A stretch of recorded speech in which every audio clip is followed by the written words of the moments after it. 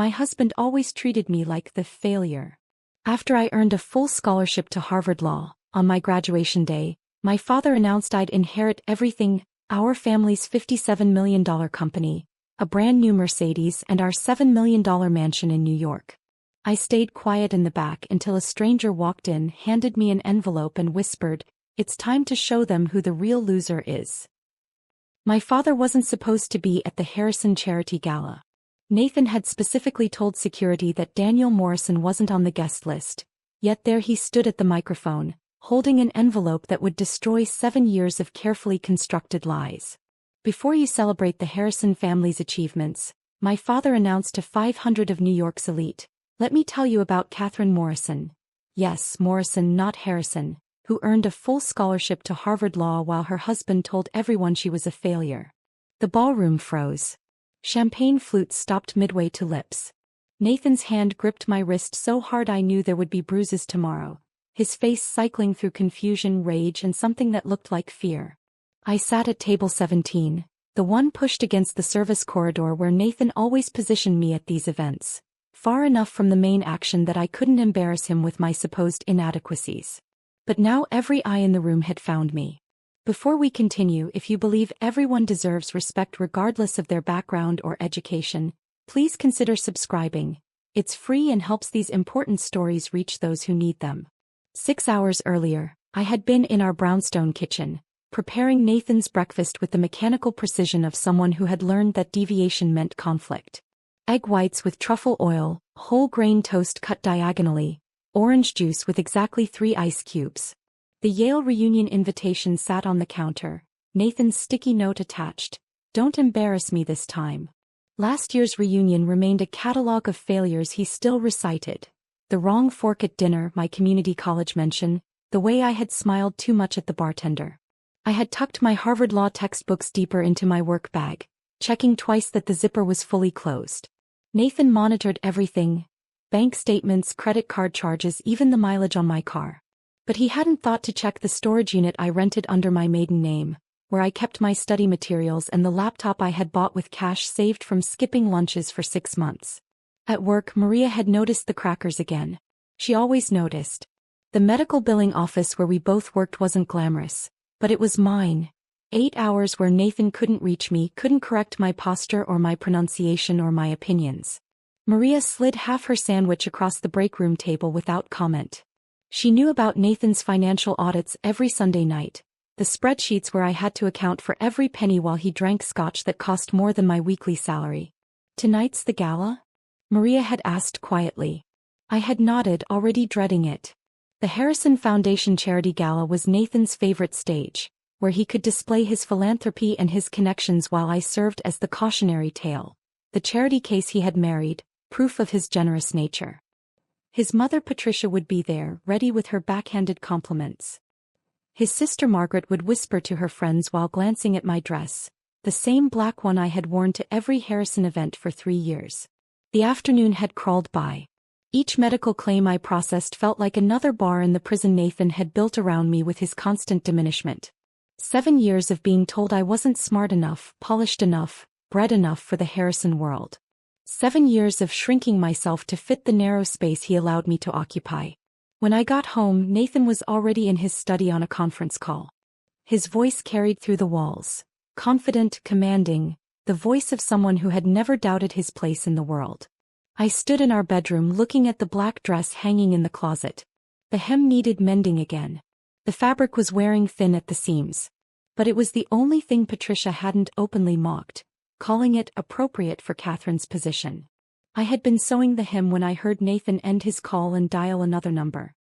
"Make sure security has the list," he said. "Daniel Morrison is explicitly excluded. I don't need Catherine's father making some scene about his little tech company. The man doesn't understand proper society." My needle had paused mid-stitch. My father had sold his tech company 3 months ago for $57 million. Nathan didn't know. I had been very careful that Nathan didn't know. Just like he didn't know about Harvard, about the scholarship, about the late-night study sessions in a 24-hour diner across town where I memorized case law and wrote papers on justice while he slept peacefully in our bed. The ride to the gala had been typical. Nathan drove his BMW while lecturing me on appropriate conversation topics. Don't mention your job. Someone asks, you're between positions. Don't discuss politics. You don't understand the nuances. And please, Catherine, try not to look so desperate when you smile. It's unseemly. I had stared out the window at Manhattan rushing by, counting down the months. 6 more months until 7 years. 6 more months until the prenup's most restrictive clauses expired. I had been doing this calculation daily, sometimes hourly, like a prisoner marking time. The Hamptons estate glowed with wealth, every surface designed to remind guests of the Harrison family's superiority. Nathan had immediately abandoned me at the entrance, joining his Yale friends at the bar while I found my place at table 17. Always table 17, always by the service door, always alone except for whichever elderly donor needed a place to rest their feet. I had been sitting there, sipping water and watching Nathan perform his success, when the impossible happened. My father walked onto the stage. Daniel Morrison, in his simple suit that he'd probably owned for a decade, standing among people who spent more on a watch than he had on his car. But he stood there with the confidence of someone who had built something real, something earned. And then he spoke my name. My real name. Catherine Morrison. The world tilted. Nathan's carefully constructed narrative, 7 years of systematic diminishment, 7 years of being called a failure, crumbled with a single sentence. Harvard Law. Full scholarship. The words echoed through the ballroom like an accusation. Nathan's grip on my wrist loosened as security moved toward the stage, their earpieces crackling with urgent commands. The ballroom erupted in whispers, 500 people processing what my father had just revealed. Harvard Law. Full scholarship. The words hung in the air like an indictment of everything the Harrisons had said about me for 7 years. Patricia Harrison rose from her seat at the head table, her face a mask of controlled fury. She moved through the crowd with the practiced grace of someone who had weathered social scandals before, though probably never one quite like this. Her diamonds caught the light as she gestured sharply to security, trying to regain control of her carefully orchestrated evening. I remembered our arrival 3 hours earlier, sitting in Nathan's BMW as we approached the estate. The dashboard had lit up with a text from Veronica, 3 heart emojis followed by, "Missing you already." Nathan had swiped it away without even trying to hide it, his eyes never leaving the road as he continued his pre-gala lecture. Remember, if anyone asks about your career, you're exploring options. Don't mention that medical billing office. It's embarrassing. And if the conversation turns to current events, just smile and redirect. You don't have the background to contribute meaningfully. His words had washed over me like they always did, each one carefully chosen to remind me of my place. The prenup sat between us like a third passenger, invisible but ever-present. 6 more months. He had reminded me of it just that morning, casual but pointed. It would be such a shame if you threw away 7 years over something trivial, he had said, watching me organize his vitamins. Especially when you'd leave with nothing. The receiving line at the gala entrance had been its own special form of torture. Patricia had positioned herself at the door like a general reviewing troops, her cheek kisses distributed according to a complex hierarchy only she fully understood. Senators received genuine warmth. CEOs got professional courtesy. When she reached me, her lips barely grazed the air beside my face. "And this is Nathan's wife," she had told the mayor's wife, her pause before the word wife, stretching just long enough to be insulting. "She's between careers at the moment." The mayor's wife, a woman with kind eyes and silver hair, had looked at me with unmistakable pity. "Oh, how nice. Taking time to find yourself." Nathan had laughed, that bright, false sound he deployed at these events. "Catherine's still figuring things out. Aren't you, darling?" His hand on my lower back had pressed just hard enough to be a warning. Margaret Harrison had appeared then, Nathan's younger sister, all sharp angles and sharper tongue. "Catherine, you wore the black dress again. How consistent of you." Her friends had tittered behind their champagne flutes, a chorus of privileged amusement. I had made my way to table 17 after that, my designated spot at every Harrison event. The place card had my name written in elegant calligraphy, positioned at the table nearest the kitchen doors where the servers brushed past constantly, their trays clattering. The elderly gentleman beside me, Mr. Worthington, had fallen asleep before the appetizers arrived, his gentle snoring the only conversation at our exile table. From that vantage point I had watched Nathan work the room. He moved between groups with the confidence of someone who had never doubted his welcome anywhere. At the head table, surrounded by investment bankers and hedge fund managers, he had launched into what I recognized as his favorite story, the one about his wife's attempt to understand cryptocurrency at a dinner party. His hands moved in familiar patterns, mimicking my supposed confusion, my adorable incompetence. The laughter that followed had carried across the ballroom, each chuckle another small cut. Derek Chin, Nathan's Yale roommate, had been particularly amused. "God, Nathan, where did you find her? It's like Pretty Woman, except Julia Roberts never quite figures out which fork to use." "The rescue mission continues," Nathan had replied, raising his glass in mock toast. "Some projects take longer than others." I had been staring at my untouched salad, practicing the breathing exercises my therapist had taught me before Nathan found out about the sessions and canceled them, when movement near the service door caught my eye. Through the narrow window I saw him. My father.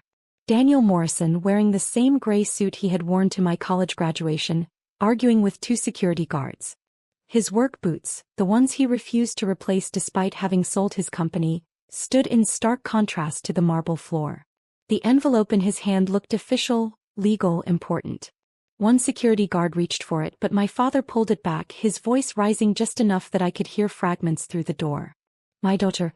7 years. The truth." My heart had started hammering. I hadn't seen him in 2 years, not since Nathan had orchestrated the final break. "Your family holds you back," he had said after a particularly tense Thanksgiving. "They don't understand our world. It's for your own good." He had made it sound logical, caring even. But really he just couldn't risk them seeing what he was doing to me. The security guards had been getting more aggressive, one speaking rapidly into his earpiece while the other tried to guide my father away from the door. But Daniel Morrison had built a tech company from nothing.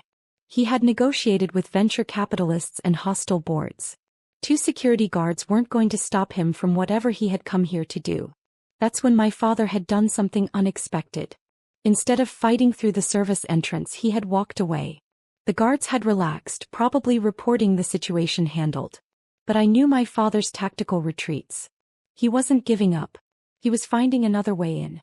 5 minutes later he had appeared at the main entrance. Not skulking or hiding, but walking straight through the front door during a shift change, when one set of guards was briefing their replacements. He moved with purpose, not running but not hesitating, heading directly for the stage. Patricia had been in the middle of introducing the evening's program when my father climbed those steps. The microphone had been live. The entire room had been watching. And then he had spoken my name. My real name, not the diminished version Nathan had created. And everything I had hidden for 6 months came spilling into the light. Now, as security finally reached the stage, my father stood his ground. He held up the envelope and his voice carried over the chaos. 7 years of lies end tonight. 7 years of lies end tonight, my father repeated, his voice cutting through the chaos as security guards reached the stage. He held the envelope higher, and something in his stance, the set of his shoulders, the steel in his eyes, made them hesitate. This wasn't some drunk party crasher or activist with a cause. This was a father who had waited long enough. My father looked directly at Nathan, who stood frozen at the head table, his face drained of color. "Nathan Harrison, you've spent 7 years telling everyone my daughter is a failure. You've paraded her around these rooms like a rescued animal, proof of your charitable nature." His voice grew stronger with each word. "But while you were playing with your daddy's trust fund, buying yachts you name after yourself, I built Morrison Industries from a garage startup into a $57 million technology empire." The ballroom seemed to inhale collectively. I saw Derek Chen's mouth fall open. Patricia Harrison's hand went to her throat, fingering her pearls like a rosary. The security guards had stopped advancing, looking between my father and Patricia for direction. Nathan finally found his voice. "This is ridiculous. Daniel, you're embarrassing yourself. Security, remove this man immediately." But my father wasn't finished. He pulled papers from the envelope, each one crisp and official. "Let me tell you what my daughter has been doing while you called her worthless." He held up the first document, and even from table 17 I could see the Harvard seal. "Catherine applied to Harvard Law School in secret. She took the LSATs at a testing center 40 miles away so you wouldn't find out, Nathan. She studied in 24-hour diners in library basements, in her car during lunch breaks. My hands were shaking so violently I had to press them flat against the table. Every secret I had guarded, every late-night study session, every hidden textbook. My father was laying them bare before 500 people. She didn't just get accepted, my father continued, his voice rising. She earned a full scholarship. Perfect SAT score. Perfect grades while working full-time and managing a household where she was treated like staff. She graduates next week, first in her class, and not one of you knew because she was so terrified of what Nathan would do if he found out. Patricia Harrison's gasp was audible across the ballroom. Nathan's champagne glass slipped from his hand, crystal shattering against marble, golden liquid spreading like a confession across the floor. The sound seemed to break whatever spell had held the room silent. Whispers erupted everywhere. "That's impossible," Nathan said, but his voice had lost its authority. "Catherine barely graduated community college. She's not capable." "Of what?" my father interrupted. "Of being brilliant? Of succeeding despite you? You've spent 7 years trying to convince her she's nothing and still she rose. That's not weakness, Nathan. That's strength you could never understand." Movement at my table made me turn. An elegant woman in her 60s had appeared beside me, silver hair swept into a chignon, wearing a simple navy dress that somehow looked more expensive than all the designer gowns in the room. She sat down in the empty chair, her movements deliberate and calm despite the chaos around us. "Catherine," she said quietly, "I'm Judge Elizabeth Brennan. Your father asked me to give you this when the moment was right." She placed a thick envelope in front of me, heavier than paper should be. "I think that moment is now." My fingers fumbled with the seal. Inside were documents that made my vision blur. Bank statements showing Nathan had lost $2 million on failed investments, money he'd hidden by taking loans against properties he didn't fully own. Email printouts between him and someone named Veronica, planning what they'd do with my jewelry, my grandmother's ring, after the divorce was final. But it was the transcript that stopped my heart. A recorded conversation between Nathan and his lawyer, dated last week. I read Nathan's words: "Catherine is genetic trash. He was never meant for our world. The prenup ensures she gets nothing and she's too stupid to realize I've already filed. I'll keep her thinking she has 6 more months while I move assets offshore. By the time she figures it out, there won't be anything left to divide." Judge Brennan's hand covered mine gently. "Keep reading," she said. The next section detailed Nathan's fraud. False financial declarations, hidden accounts, tax evasion that went back 3 years. Each crime documented, witnessed, notarized. On stage my father was still speaking. "Tonight my daughter inherits everything I've built. Morrison Industries, all 57 million. The Manhattan townhouse on East 78th. The entire investment portfolio I've spent 30 years growing." He looked directly at me across the ballroom. "And parked outside is the Mercedes S-Class I bought for the daughter who never stopped fighting, even when the world tried to break her." Patricia Harrison's wine glass fell from nerveless fingers, Bordeaux spreading across white linen like blood across snow. Margaret Harrison was frantically typing on her phone, probably texting their family lawyers, her face pale with the realization of what this meant for the Harrison family image. Nathan had started moving toward me, his face twisted with rage, but Judge Brennan stood, her voice carrying the authority of 20 years on the bench. "Mr. Harrison, I would advise you to stop right there. The prenuptial agreement you've been using to control your wife is void." "That's impossible," Nathan snarled. "That contract is ironclad." "Contracts based on fraud are never ironclad," Judge Brennan interrupted. "Your documented financial crimes, the hidden assets, the emotional abuse evidenced in these recordings, any court in New York would void this agreement. Mrs. Morrison," she emphasized my maiden name, "is free to leave whenever she chooses. More importantly, given your attempted fraud, she's entitled to significantly more than the prenup would have provided." The room erupted. Voices rose in shock, in gossip, in the gleeful scandal that would feed Manhattan dinner parties for months. I saw reporters pulling out phones, society matrons whispering behind their hands, business partners of Nathan's backing away like fraud might be contagious. Nathan's Yale friends were no longer laughing. Derek Chin had actually stepped behind a pillar, distancing himself from the explosion. The investment bankers at the head table were having hushed, urgent conversations, probably calculating their exposure to Nathan's failed investments. Margaret Harrison made one last desperate attempt. "This is entrapment. You can't just—" "I can provide evidence of everything," my father said calmly. "Every document authenticated, every recording legally obtained. Your brother built his own trap, Margaret. All we did was let him fall into it." I stood up from table 17 on legs that felt like water, holding the envelope full of evidence that changed everything. 7 years of being diminished, of being told I was nothing, and all along I had been becoming everything Nathan said I couldn't be. The envelope's weight in my hands anchored me to reality as I pushed back my chair from table 17. The screech of metal against marble cut through the ballroom's chaos, and suddenly 500 pairs of eyes locked onto me. My second-hand black dress, the one I'd worn to every Harrison event for 3 years, suddenly felt different against my skin.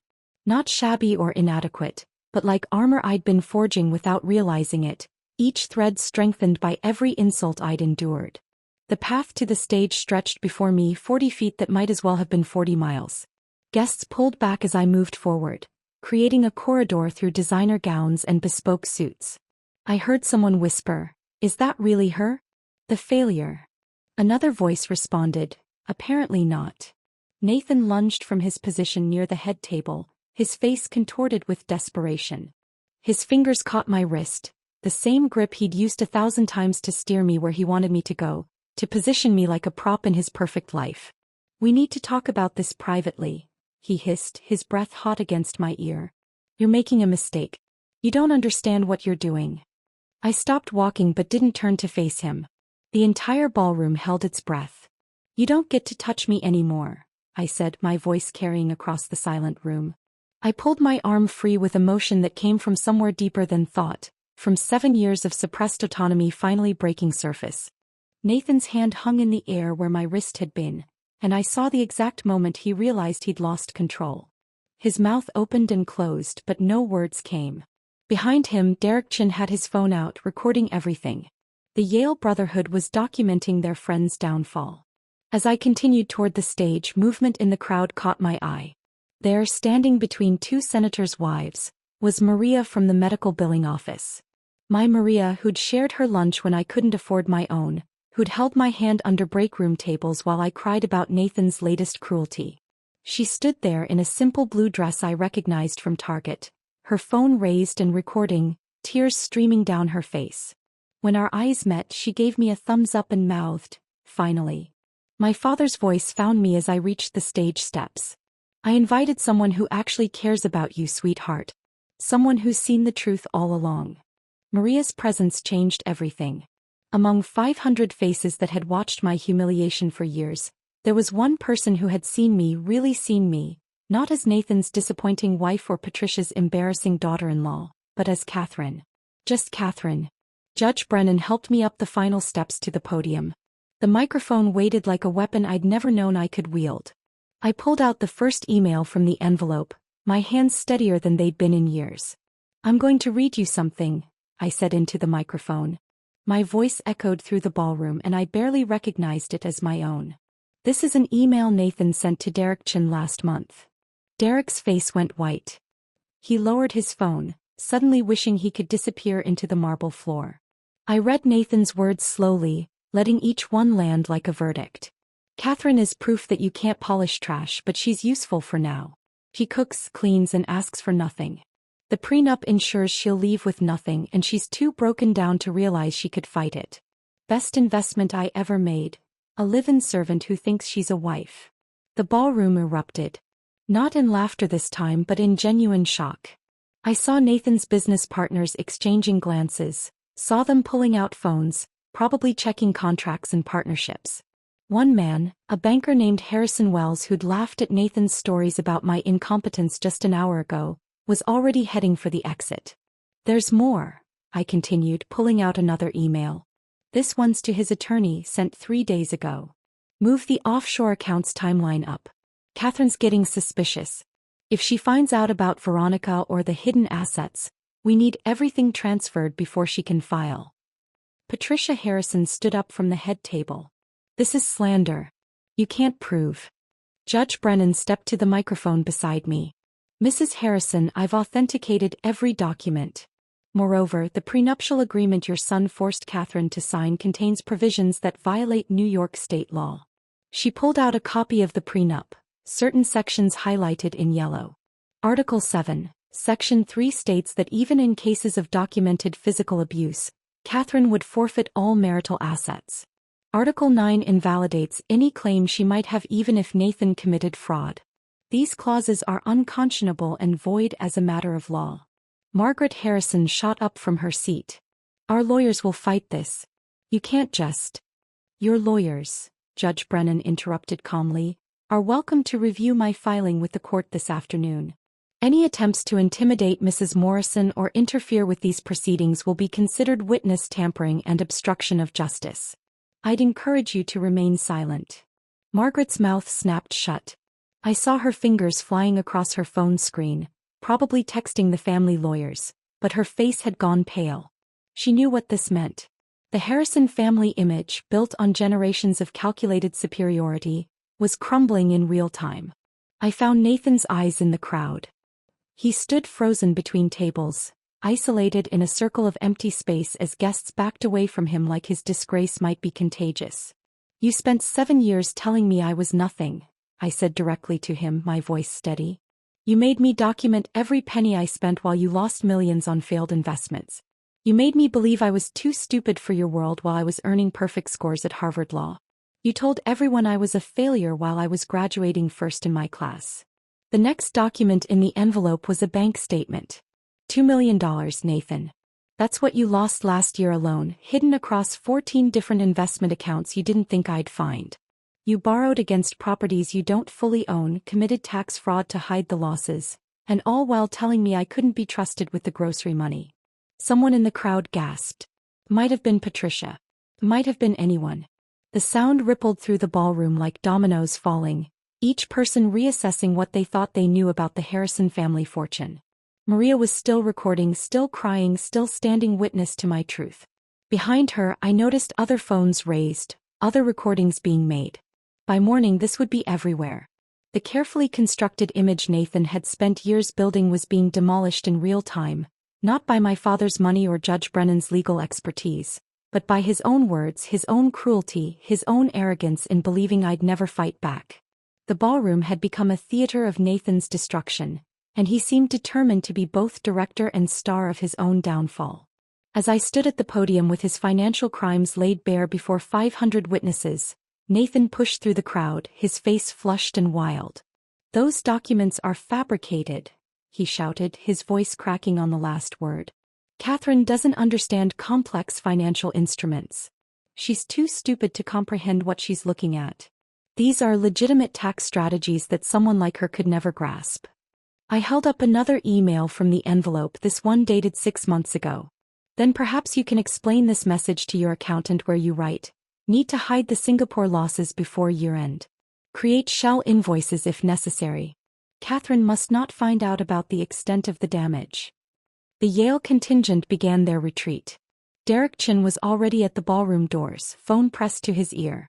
Another classmate, James Whitfield, suddenly remembered he had an early flight. One by one, Nathan's brotherhood abandoned him, their Italian leather shoes clicking rapidly across marble as they fled association with fraud. Patricia Harrison remained frozen at the head table, her face a mask of disbelief as she watched her son rage against evidence he couldn't refute. Her hands gripped the edge of the table, knuckles white against the burgundy tablecloth, as if holding on might stop her world from tilting. This is theft. Nathan continued, spittle flying from his lips. That money is mine, from my family, my inheritance. The money you lost belonged to investors, Judge Brennan interrupted calmly. Some of whom are in this room tonight. A murmur rippled through the crowd. I saw several men in expensive suits pulling out phones, their faces darkening as they presumably checked their portfolios.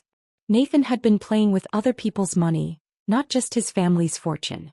Movement near the exit caught my attention. A woman in a red dress had stood up from table 12, her blonde hair catching the light as she turned toward the stage. Veronica.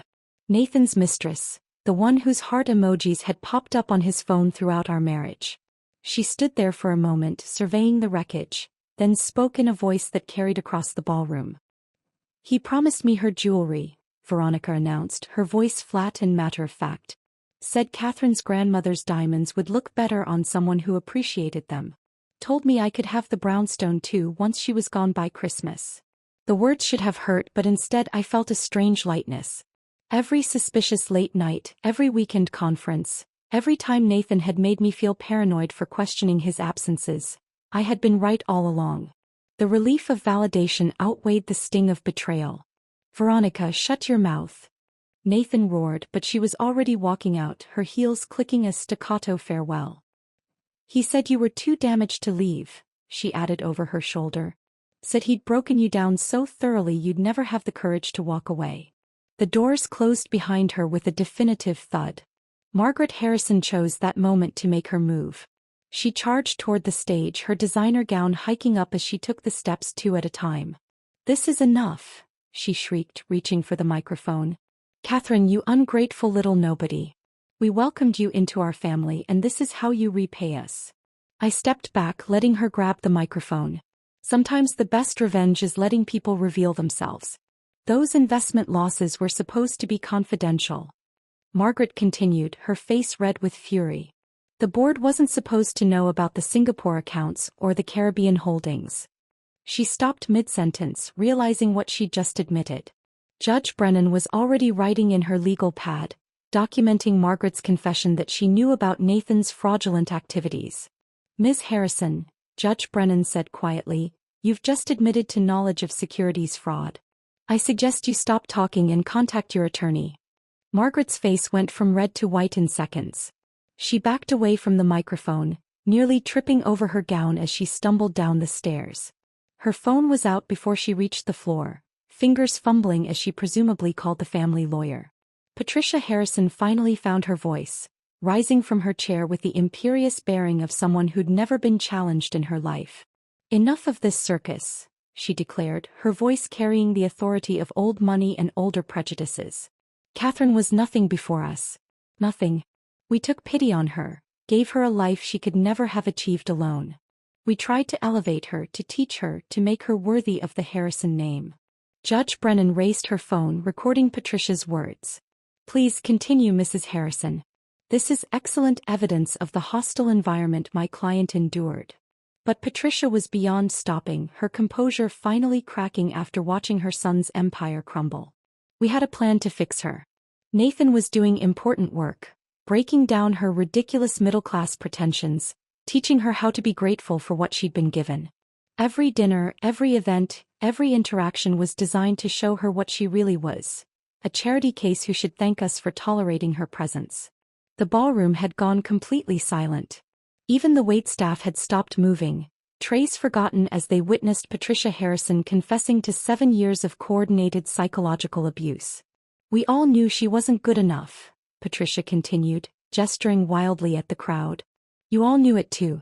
You laughed at our jokes about her failures, you whispered about her second-hand clothes, you understood that she was Nathan's burden to bear. And now she stands there, pretending to be something she's not, destroying a family that showed her nothing but generosity." My father stepped forward from the side of the stage. "Generosity." His voice was quiet but dangerous. "You systematically destroyed my daughter's self-worth while she earned a Harvard law degree. That's not generosity, Patricia. That's cruelty dressed up in designer clothing." The room's energy had shifted completely. Where there had been shock and scandal, now there was something else: disgust. The elite of New York society were seeing the Harrisons for what they really were, and they were already calculating their distance from the fallout. Nathan made one last desperate attempt, his voice breaking as he shouted, "None of this changes what she is. She's still nobody, still worthless, still standing," I said quietly into the microphone. "After everything you did, I'm still standing." The ballroom erupted, not in laughter this time but in something else. Applause started from Maria's corner, spreading through the room as people began to understand what they'd really witnessed tonight. Not just the exposure of financial fraud, but the public unraveling of a man who'd built his identity on crushing someone else's spirit. Nathan stood in the middle of the ballroom, isolated in a circle of empty space, His Yale friends gone, his mistress departed, his family's reputation in ruins. He looked smaller somehow, diminished without the armor of inherited privilege and social position. The applause continued as I stepped down from the stage, my legs trembling with exhaustion and adrenaline. The crowd parted again, but this time their faces held something different. Respect, perhaps, or at least the recognition that I was more than they had been told to believe. As I reached the bottom step, 3 people approached me purposefully, their faces familiar but unexpected in this context. Catherine, a woman with graying hair and kind eyes, touched my arm gently. "You probably don't remember me. Linda Reeves. I was head of accounting at Harrison Industries until 2 years ago." Recognition flooded through me. Linda had been at one Harrison company dinner, seated far from the main table like me. Nathan had introduced her dismissively as one of the numbers people before ignoring her for the rest of the evening. "I was terminated for questioning discrepancies in the quarterly reports," Linda continued, her voice steady but emotional. "The same transactions you just exposed. Nathan accused me of incompetence and had security escort me out. 23 years with the company, gone in an afternoon." Behind Linda stood 2 men I vaguely recognized from Nathan's office. The younger one, Thomas Chin, had been an analyst Nathan particularly enjoyed humiliating during meetings. The older, Robert Kurtz, had run the Singapore office before it mysteriously closed. "We all saw irregularities," Thomas said quietly. "When we raised concerns, Nathan destroyed us professionally. Blacklisted Robert from every firm in the city. Spread rumors about my work ethic. Linda couldn't get another position for 18 months. Robert stepped forward, his weathered face serious. "We've been documenting everything, Catherine. Keeping records, gathering evidence. We just never had the platform or credibility to expose it. But now, with what you've revealed tonight, our testimony could help ensure Nathan faces real consequences." Linda's hand squeezed mine, and her next words shattered the composure I had maintained throughout this entire ordeal. "We all knew how he treated you, Catherine. Every company event, every time you visited the office, we saw it. The way he dismissed you, belittled you, made you small. I'm so sorry none of us spoke up sooner. We were all too afraid of losing our jobs, our reputations. We failed you." The tears came then, hot and sudden, 7 years of suppressed emotion breaking through the dam I had built to survive. Linda pulled me into an embrace, and I sobbed against her shoulder while 500 of New York's elite watched. I didn't care anymore about appearances or propriety. These 3 strangers had seen my pain when the people who claimed to love me had inflicted it. Through my tears, I felt familiar arms wrap around me from behind. My father's voice, steady and warm, whispered in my ear. "I've got you, sweetheart. Let it out. You've been strong for so long." I turned in his arms, burying my face against his chest the way I had as a child when the world felt too big and frightening. His suit smelled of the same aftershave he had worn my entire life, a constant in a world that had tried to reshape me into something I wasn't. "You never needed their approval," he murmured, stroking my hair while the ballroom watched. "Not Nathan's, not Patricia's, not any of these people's.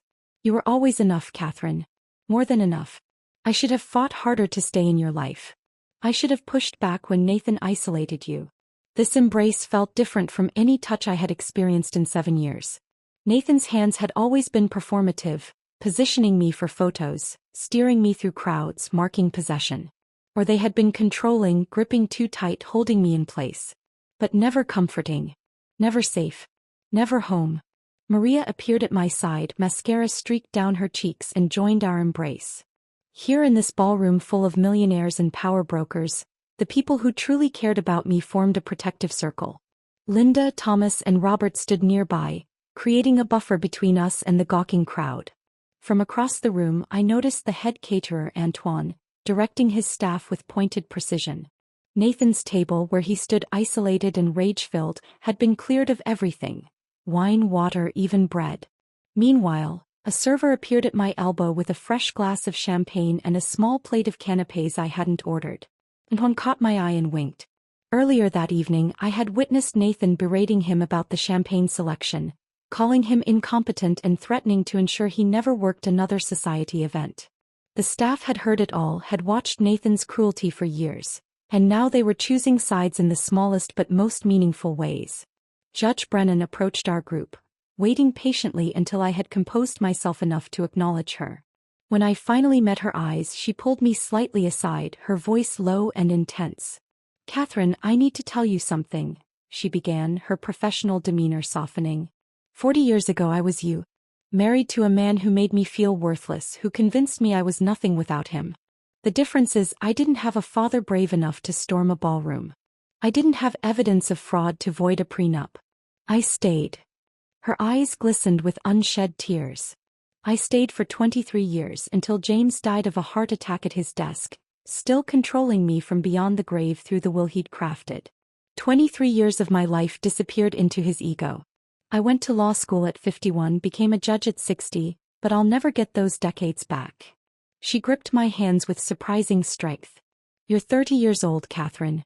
You're brilliant, accomplished, and about to graduate from Harvard Law. You have your whole life ahead of you and you're free. Do you understand what a gift that is? You're braver at 30 than I was at 50. Her words hit me with physical force. Around us, the gala continued its chaotic unraveling. Security guards were escorting Patricia and Margaret Harrison out while they shouted about lawsuits. Business associates of Nathan's huddled in corners, their phones pressed to their ears as they presumably tried to distance themselves from the scandal. But in my small circle of unexpected allies, time seemed to pause. "Don't waste another minute feeling guilty for saving yourself," Judge Brennan continued. "Not 1 minute. Men like Nathan, families like the Harrisons, they count on our guilt, our need to be polite, to be understanding. They weaponize our empathy against us. But tonight you turned their weapons back on them. That takes courage most people never find." Judge Brennan's words still echoed in my mind as the ballroom descended into controlled chaos around us.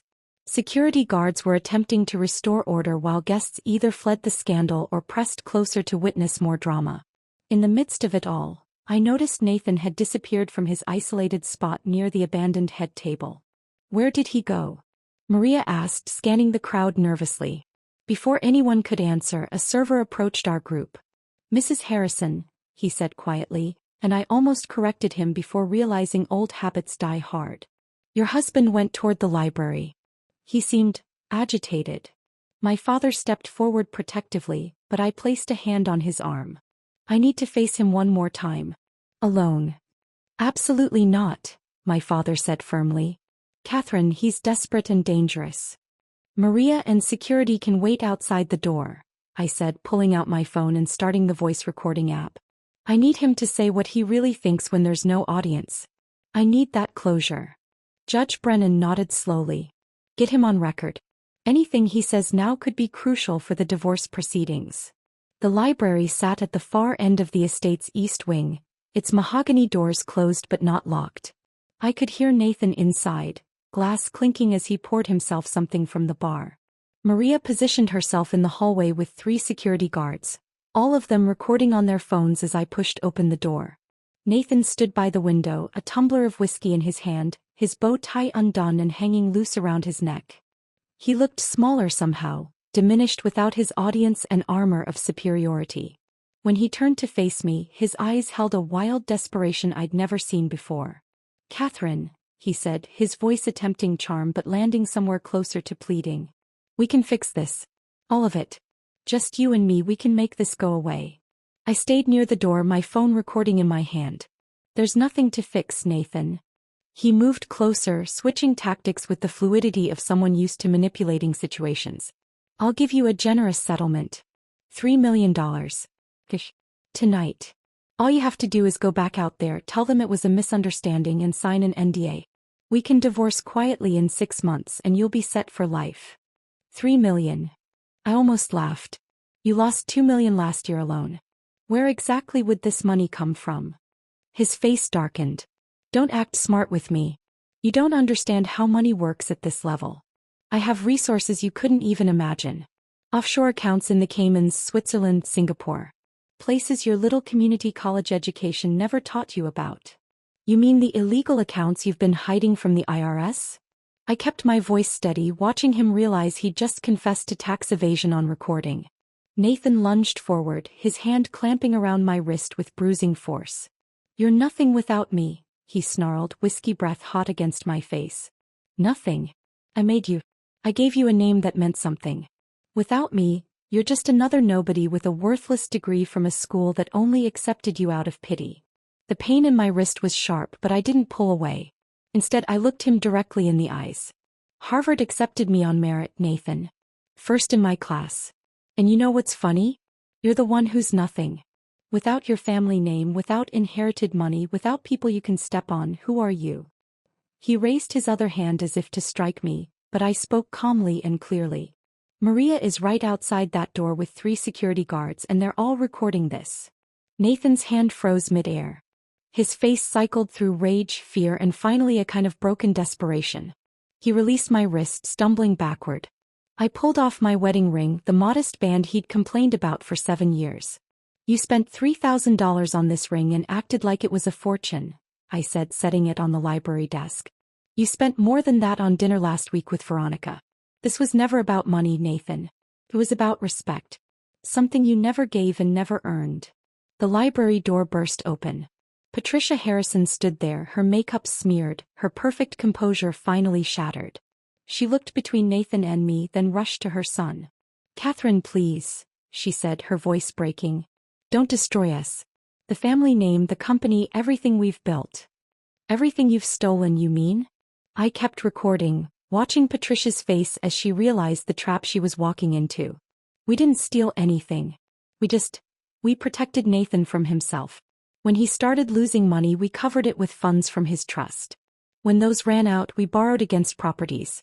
We kept up appearances because that's what families like ours do. We protect each other. "You mean you lie for each other?" I said quietly. "Generation after generation, covering failures with fraud, building a dynasty on deception." Patricia's confession tumbled out, years of secrets spilling like wine from a shattered glass. His grandfather did the same thing. Lost everything in the 80s, rebuilt with questionable loans.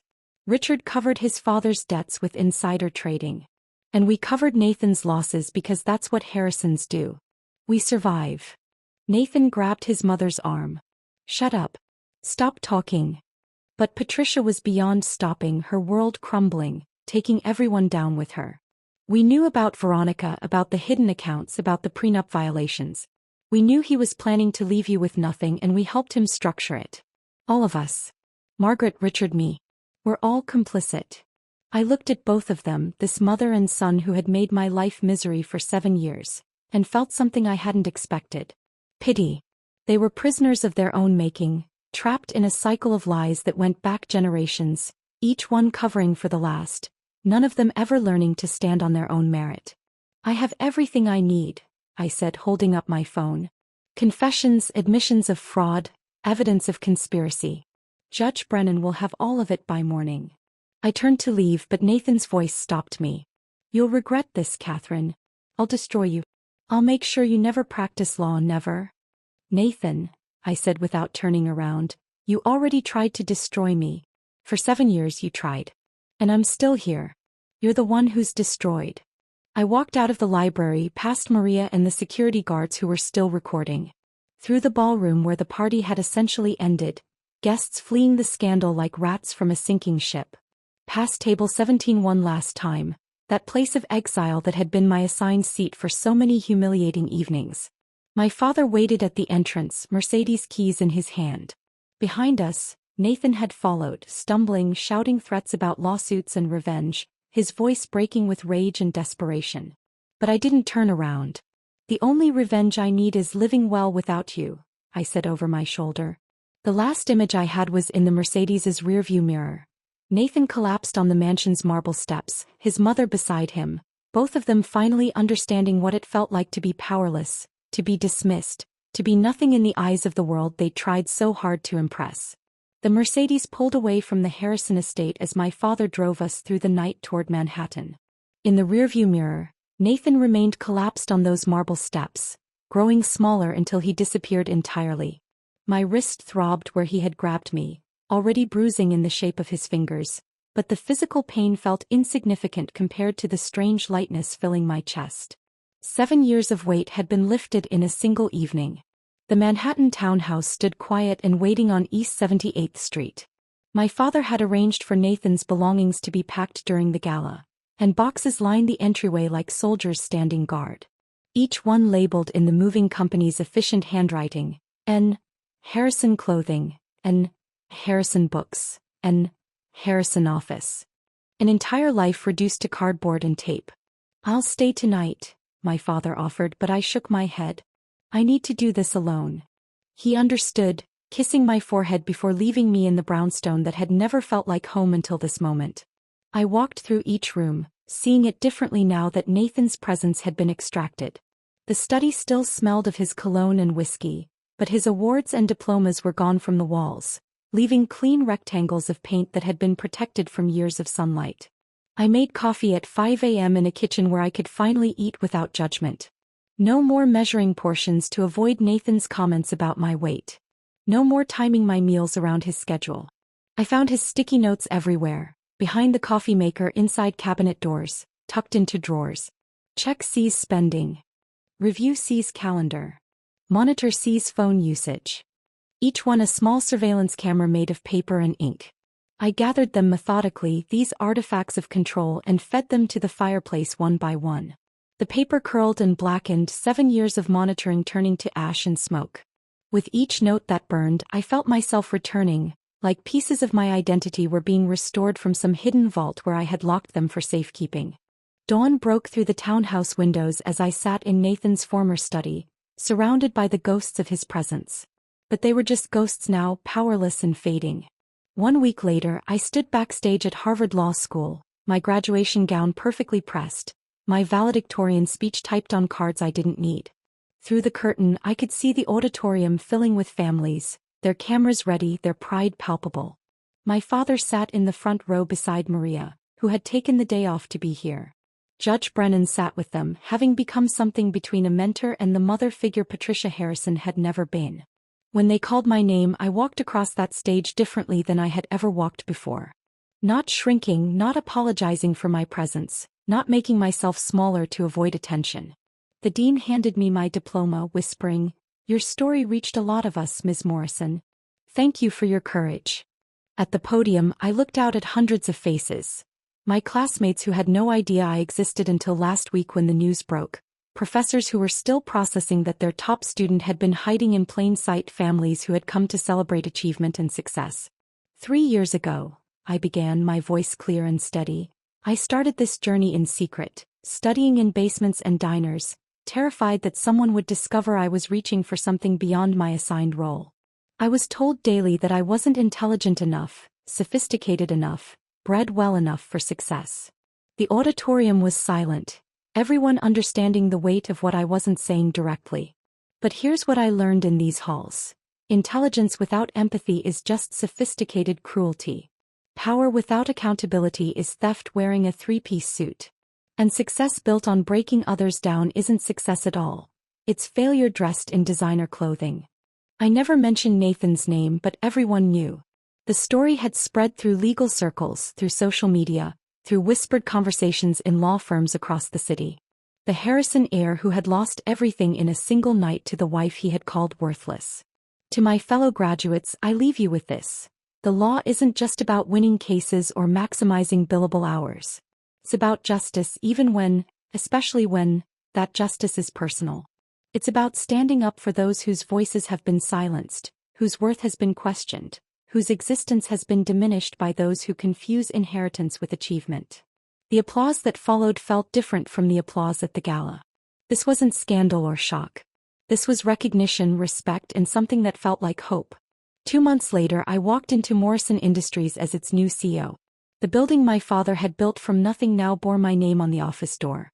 My first act was implementing profit sharing for every employee. The janitor who cleaned offices at night would benefit from the company's success just as much as the executives who worked in those offices. Maria stood beside me as the new head of human resources, her desk in an office with windows, her salary triple what she had made at the medical billing company. "I still can't believe this is real," she said, looking out at the Manhattan skyline. "It's real," I assured her. "We're going to build something different here." Thomas Chin, one of the former Harrison Industries employees who had approached me at the gala, became our new CFO. Linda Reeves returned as head of accounting. Even Antoine, the caterer from the gala, was hired to manage our corporate events.